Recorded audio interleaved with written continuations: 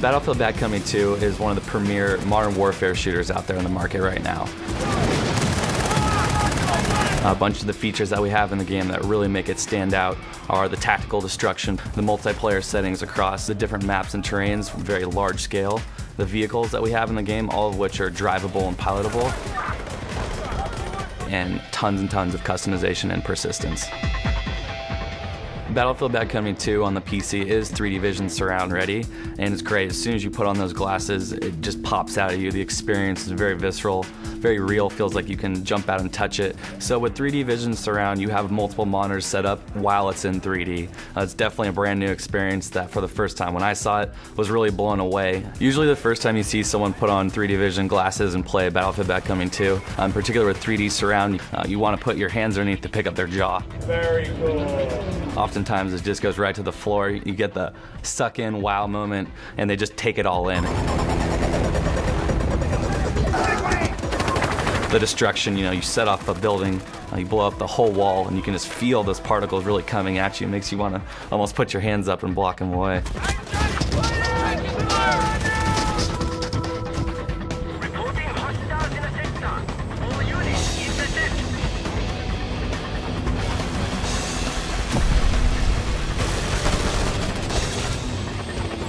Just Cause 2 is an action-adventure game set in a fictitious country called Panau.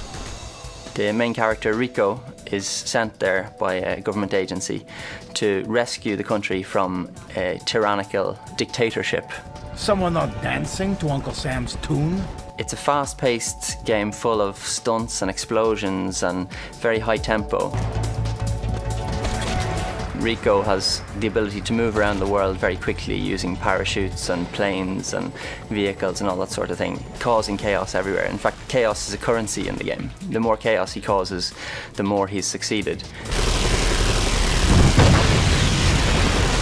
In Just Cause 2, there's a lot of action that takes place on water. You can speed through the water on boats and you can have high-speed shootouts between several boats. We want to achieve a very immersive and beautiful looking water effect. So we've been working in partnership with Nvidia to take advantage of their CUDA technology to implement some very cutting edge water simulation effects. You'll notice things like wave simulation and realistic ripple effects. I think that the most impressive part is actually the large rolling vistas where you can see the sun reflecting off the ripples on the water. So CUDA and our partnership with Nvidia allowed us to achieve those graphical effects without having to sacrifice anything on the CPU side in terms of gameplay.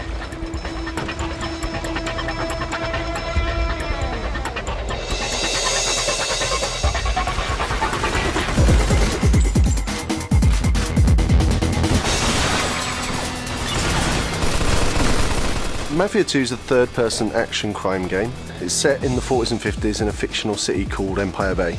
And we follow this guy, Vito Scaletta, and his best buddy Joe on their journey into a life of organised crime.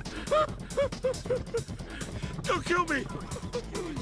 The game is a really cinematic experience. Our goal is really to sort of put the player sort of as the central character in a Goodfellas type story. And I think we hit the nail right on the head for achieving that. In our game, we make use of the physics technology by Nvidia in a lot of different ways. It pushes around many different things in our game, and the most impressive area that people are going to see the game uses is obviously the destructibilities in the environment. For an open world game, it really is impressive what we're doing and the amount of destructibility the player can do. You can shoot out tyres on vehicles, you can shoot glass bottles off tables, you can smash entire tables, smash down doors. With the full Nvidia experience, we're able to deliver things like debris sort of piling up on the floor and stuff like that. We have great cloth simulation brought to us by Apex, which is amazing. And one of the most iconic things that Mafia guys wear in the 40s and 50s is these big sort of flowing trench coats, you know, and the way they move is really important to us, that it looks really realistic. By using physics, we're able to create these really dramatic sort of explosions, from blowing up a car where you'll see sparks bounce off objects, the ricocheting off weapons, you know, you'll see bullets fly out of the casing of the gun, you'll hear the casing sort of hit the floor, and all these things been driven by physics.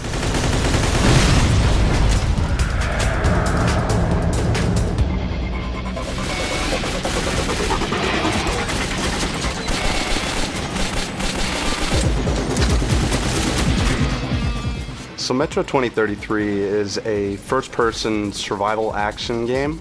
It takes place in the Moscow metro tunnels 20 years after a nuclear explosion. And so some 40,000 people have all taken refuge down in these tunnels. It's really a story of survival, a story of mankind, and we're really focusing everything on story, atmosphere, and setting. The fog that we have, the detail in the textures, the amount of polys in all of our models and our environments. We really think that this is an unprecedented level of detail and something that is sort of going to set a new bar for visuals in games. We're using DirectX 11 for hardware tessellation and also depth of field in the game. What the tessellation provides us is a level of detail in the models that we haven't seen before. So as you approach these models and get closer to them, more polys are actually being added into the models, and they're getting more and more detailed. So, you know, we have some very cinematic moments, and there's one in particular where a monster just jumps out at you. He's right up in your face. You won't notice any loss of detail when this happens. He's going to be inches from you, right up in your face as you're attacking him with your knife, yet he's going to look as real as possible in the game. So using this new hardware like the 480, it allows us, with the tessellation, to take a lot of the processing power off of the CPU and onto the GPU. With the GPU handling so much of the graphics, we're able to use the CPU for all the other gameplay mechanics. The first time I saw screenshots and video of the game running in DX11, it kind of blew me away.